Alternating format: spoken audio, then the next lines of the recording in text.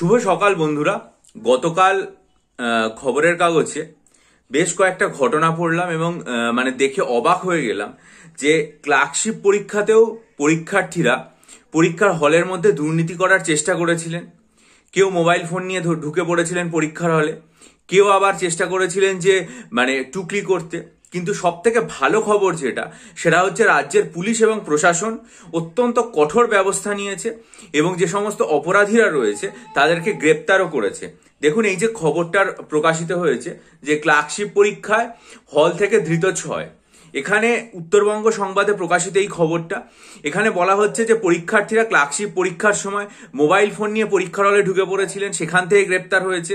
আবার একজন দেখে যেটা অবাক হয়ে গেলাম যে উত্তর দিনাজপুরে একজন পরীক্ষার্থী, তিনি নিজে একজন দাবি করেছেন যে পেশায় গৃহশিক্ষক, তিনি পর্যন্ত পরীক্ষার হলের মধ্যে পকেটে মোবাইল ফোন নিয়ে গেছিলেন এবং সেখান থেকে তিনি উদ্ধার করা হয়।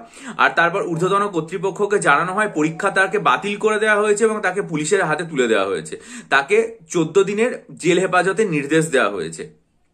আবার আরো একটা জায়গাতে দেখা যাচ্ছে যে সেখানে পরীক্ষার্থীরা কি চেষ্টা করছে, নিজেদের জুতোর মধ্যে মোবাইল ফোন নিয়ে ঢুকে পড়ার এবং সেই জুতোর মধ্যে দিয়ে সেখান থেকেও তারা গ্রেপ্তার হয়েছে।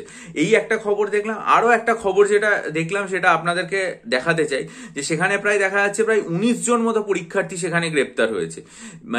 দেখে নিন এখানে আপনারা যে 19 জন মতো পরীক্ষার্থী এখানে গ্রেপ্তার হয়েছে। এই একটা খবর এসছে। পিএসসি ক্লার্কশিপ এক্সাম মালদাতে এই ঘটনাটা ঘটেছে যে 19 জন পরীক্ষার্থীকে গ্রেপ্তার করেছে, তারা মোবাইল নিয়ে পরীক্ষার হলে ঢুকে পড়েছিল। এরকম আরো খবর যে জুতোর মধ্যে মোবাইল ফোন নিয়ে ঢুকে পড়ার চেষ্টা।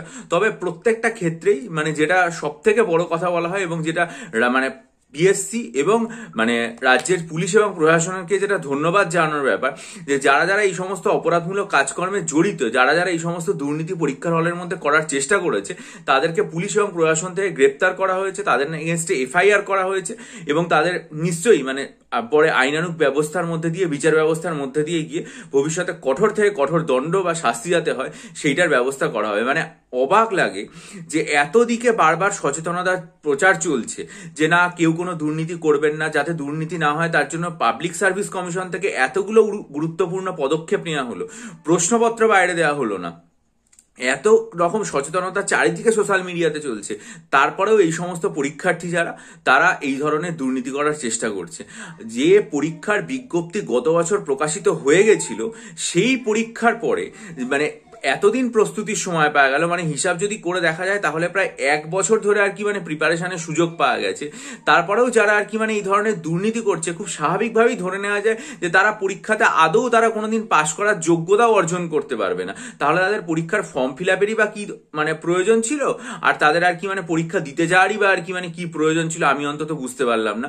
অহেতুক এইভাবে একটা পরীক্ষার যে সেন্সিটি সেটাকে নষ্ট করে দেওয়ার একটা চেষ্টা, এবং অন্যান্য পরীক্ষার্থী যারা রয়েছে, যারা ভালোভাবে এতদিন ধরে লেখাপড়া করেছে, তাদের মনের মধ্যে একটা ভয় ঢুকিয়ে দেওয়া, তাদের মনে একটা আতঙ্ক তৈরি করে দেওয়া এবং তারা যে মনের জোরটা নিয়ে পরীক্ষা দিয়ে আছে সেটাকে নষ্ট করে দেওয়া। ভালো দিক এটাই যে যারা পরীক্ষার হলে ইনভিজিলেটর হিসেবে ছিলেন, তারা পরীক্ষার কর্তৃপক্ষ, নিয়ামক সংস্থা এবং প্রত্যেকটা জেলার পুলিশ প্রশাসন, তারা প্রচন্ড কঠোর থেকে কঠোর ব্যবস্থা নিয়েছে এবং এই কঠোর ব্যবস্থা নিয়ে এই সমস্ত অপরাধীদেরকে গ্রেপ্তার করেছে, পরীক্ষা বাতিলের নির্দেশ দিয়েছে।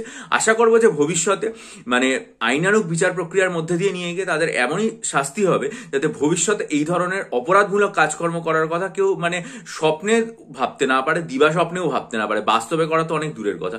আর একটা জিনিস যেটা অবাক লাগলো, যেটা বর্তমান পত্রিকায় দেখলাম, দেখুন আপনাদেরকে একবার দেখাতে চাইছি। বর্তমান পত্রিকাতেই খবরটা এসেছে যে ক্লার্কশিপের পরীক্ষায় নাকি দেখা গেছে যে গড় হাজির রয়েছে প্রায় 50% পরীক্ষার্থী। বিভিন্ন জায়গাতেই যেটা খবরে বলা হয়েছে যে বিভিন্ন জায়গাতে এরকম দেখা গেছে যে পরীক্ষার্থীরা যা ফর্ম ফিল আপ করেছে, বহু জায়গাতে তার অর্ধেক অথবা তার কম অনুপস্থিত থেকেছে।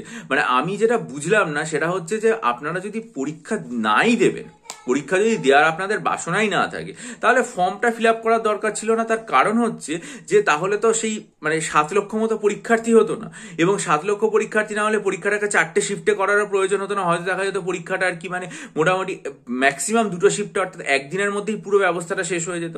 তাহলে এতজন পরীক্ষার্থী ফর্ম ফিল আপ করলেন এবং তারপরে তারা পরীক্ষা দিতেই এলেন, এবং সেই ব্যাপারটা এতটা বেশি যে সেটা শেষ পর্যন্ত বর্তমান পত্রিকায় খবর হলো যে 50% পরীক্ষার্থী পরীক্ষা দিতে আসেনি, এটাই মানে আমাকে বিস্মিত করেছে। তারা এতদিন ধরে তাহলে প্রস্তুতি বানিলেন কেন, নাকি ফর্ম ফিল আপ এমনি এমনি করেছিলেন, জাস্ট মানে মনে হয়েছিল যে ফর্ম ফিল আপ করতে হবে, কেনই বা পরীক্ষা দিতে আসেনি বোঝা গেল না।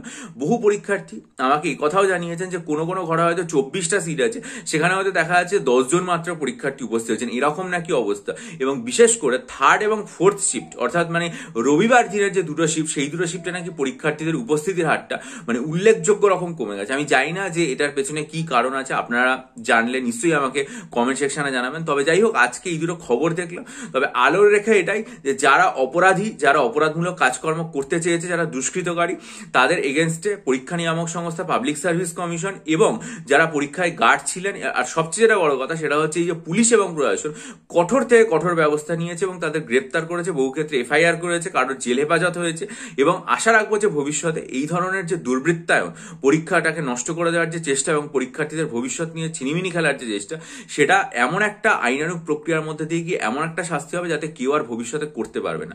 আমরা এর আগে ফুড এসআই পরীক্ষাতে দেখেছি যে কিরকম ভাবে মানে গ্রেপ্তার হলো, সিআইডি তদন্ত হলো, তারপরেও যে আর কি মানে মানুষের মনের মধ্যে কতটা নিকৃষ্ট মানসিকতা থাকতে পারে যে এই ধরনের অপরাধমূলক কাজ তারা চালিয়ে যেতে পারে।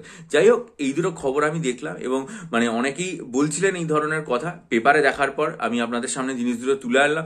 যদি আপনাদের ভিডিওটা ভালো লাগে লাইক করুন, বন্ধুদের মাঝে শেয়ার করুন এবং অবশ্যই আপনাদের মতামত এবং আপনারাও যে সমস্ত ব্যক্তিগত অভিজ্ঞতার সম্মুখীন হয়েছেন এই দুটো বিষয়, সেগুলো এটার কমেন্ট সেকশনে জানান। আর একটা কথা বলি, সেটা হচ্ছে পাবলিক সার্ভিস কমিশন আমার জানা এখনো পর্যন্ত তাদের যে 4টে প্রশ্নপত্র, মানে 4টে শিফটে যে 8টে প্রশ্নপত্র, সেটা এখন ওয়েবসাইটে আপলোড করেনি। যদি তারা প্রশ্নপত্র ওয়েবসাইটে আপলোড করে, চাইছি যেন দ্রুত থেকে দ্রুততর করে, তাহলে অবশ্যই আমি সেগুলো নিয়ে আমার চ্যানেলে বিস্তারিতভাবে প্রত্যেকটা সম্পর্কে আলোচনা করব। তার জন্য আপনারা চ্যানেলটা সাবস্ক্রাইব করে নিন, বেল আইকন প্রেস করে দিন এবং অবশ্যই আমার ভিডিওটাকে লাইক করে বন্ধুদের মাঝে ছড়িয়ে দিন। আর যদি মনে করেন যে WBCS পরীক্ষার জন্য 24টা টোটাল মক টেস্ট, যেগুলো 200 নম্বরের, আর ক্লার্কশিপ পরীক্ষার জন্য, এই ক্লার্কশিপ বলছি, এবং WBCS এর সাবজেক্ট ওয়াইজ 100টা মক টেস্ট, 24খানাই আছে 100 নম্বর করে, সেগুলো যদি নিতে চান তাহলে 24টা 200 নম্বর, 24টা 100 নম্বরের সাবজেক্ট ওয়াইজ নিতে চাইলে দেখবেন আমার চ্যানেলে এই মঙ্গলবার দিন, গত মঙ্গলবার কমিউনিটি সেকশনে আমি একটা ভিডিও পোস্ট করেছিলাম যে কি করে আমি মক টেস্টগুলো তৈরি করেছি। সেই ভিডিওটা খুব মনোযোগ দিয়ে দেখবেন। বহু পরীক্ষার্থী এর আগে নিয়েছেন, ক্লার্কশিপেও নিয়ে উপকৃত হয়েছেন, জানিয়েছেন। তাহলে অবশ্যই আমার সাথে ডেসক্রিপশন বক্সে ইমেলের মাধ্যমে যোগাযোগ করবেন। আর আমি স্ট্যাটিস্টিকের প্রায় 3000 এমসিকিউ তৈরি করেছি, যেটা ক্লার্কশিপের জন্যও তৈরি করেছিলাম এবং আশা করি সেগুলো অনেকে এনটিপিসির জন্য আমার কাছে চাইছে, সেটার জন্য আমি নিশ্চয়ই আর কি মানে দেবো। আপনারা দেখে নেবেন, আমার কমিউনিটি সেকশনে সোমবার একটা ভিডিও পোস্ট করা আছে, লিঙ্ক, সেটা ভালো করে দেখে যোগাযোগ করবেন। আর ডেসক্রিপটিভ বাংলা ইংরেজি রাইটিং এর স্টাডি মেটেরিয়াল অনেকে চাইছে, আমি চেষ্টা করছি যে সেগুলো সম্পর্কে কিভাবে অ্যারেঞ্জ করে দেওয়া যায় সেটার সম্পর্কে একটা ভিডিও আমার চ্যানেলে আনতে। তাই জন্য আপনারা চ্যানেলটার দিকে নজর রাখবেন। ভালো থাকুন, বিজয়ী হন, সফল হন। ভিডিওটা লাইক করে বন্ধুদের মাঝে ছড়িয়ে দিন, আপনাদের কমেন্ট দিয়ে ঋদ্ধ করুন এবং অবশ্যই চ্যানেলটা সাবস্ক্রাইব করে বেল আইকন প্রেস করে দিন।